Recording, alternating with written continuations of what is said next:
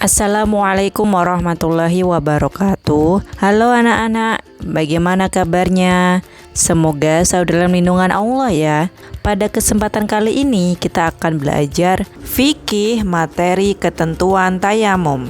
Materi yang pertama, pengertian tayamum. Tayamum adalah bersuci menggunakan debu atau tanah yang suci. Caranya dengan mengusapkan debu atau tanah tersebut ke wajah dan kedua tangan sampai siku. Tayamum termasuk rukhsah dari Allah. Rukhsah artinya keringanan saat dalam keadaan darurat, seperti sulit menemukan air saat wudhu. Karena beberapa keadaan yang menyulitkan, kita dibolehkan untuk bersuci dengan cara tayamum. Allah menjelaskan dalam surat Al-Maidah ayat 6. Apabila seseorang tidak mendapatkan air untuk bersuci, maka bersuci dengan bertayamum. Tayamum menggunakan debu yang suci. Tujuannya adalah Allah memudahkan hambanya untuk melakukan sholat saat dalam keadaan sulit. Sebab-sebab diperbolehkannya seseorang melakukan tayamum adalah sebagai berikut.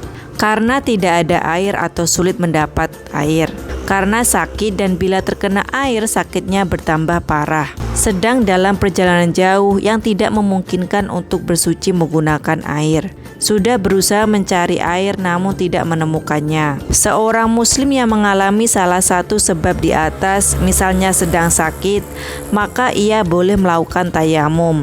Akan tetapi, jika seorang muslim melakukan tayamum tanpa sebab, maka tayamumnya tidak sah. Tayamum merupakan keringanan dari Allah bagi orang yang kesulitan mencari air. Selain itu, orang yang sedang sakit tetap bisa melaksanakan kewajiban sholatnya. Selanjutnya, ketentuan-ketentuan tayamum. Syarat sah tayamum. Berikut syarat seseorang diperbolehkan tayamum. Tidak mendapatkan air.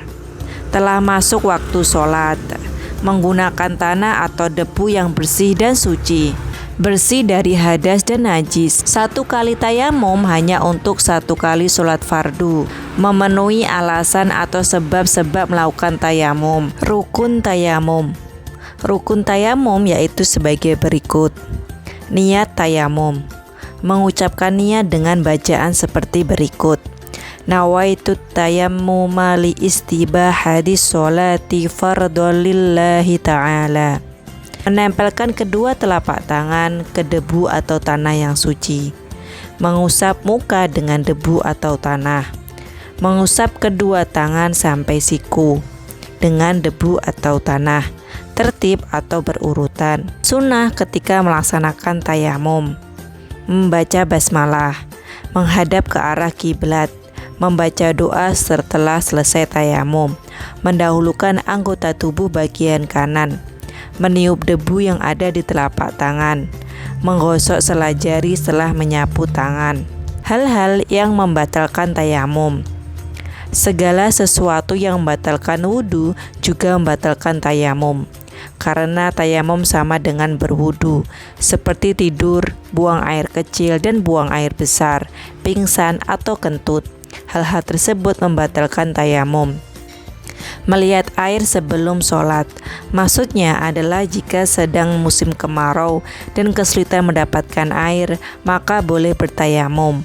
Namun bila sudah menemukan air dan masih dalam waktu sholat, maka harus berwudu dengan air. Bila sudah melakukan sholat, baru kemudian menemukan air, maka sholatnya tetap sah dan tidak perlu diulang. Murtad atau keluar dari Islam. Tata cara tayamum. Membaca basmalah dan niat tayamum. Setelah niat, lalu tempelkan kedua telapak tangan ke debu atau tanah di dinding atau lantai yang suci. Meniup debu atau tanah yang menempel pada tangan. Mengusap debu atau tanah ke wajah dengan sekali usap. Menempelkan kedua telapak tangan di dinding atau tempat lain yang berdebu. Kemudian mengusapkannya ke tangan kanan dan kiri sampai siku sekali usap. Berdoa sebagaimana doa sesudah wudhu. Materi yang terakhir, hikmah tayamum. Allah selalu memudahkan hidup manusia. Tayamum salah satu bentuk keringanan saat sulit menemukan air untuk wudhu. kita dapat tayamum menggunakan debu. Tayamum memiliki beberapa hikmah. Yang pertama, memudahkan manusia dalam beribadah. Bukti bahwa Allah menyayangi kita. Tanah lebih mudah didapatkan di sekeliling kita. Tetap melakukan ibadah meski dalam keadaan sulit. Nah anak-anak, itu tadi fikih materi ketentuan tayamum. Semoga anak-anak paham dan mengerti ya. Terima kasih. Wassalamualaikum warahmatullahi wabarakatuh.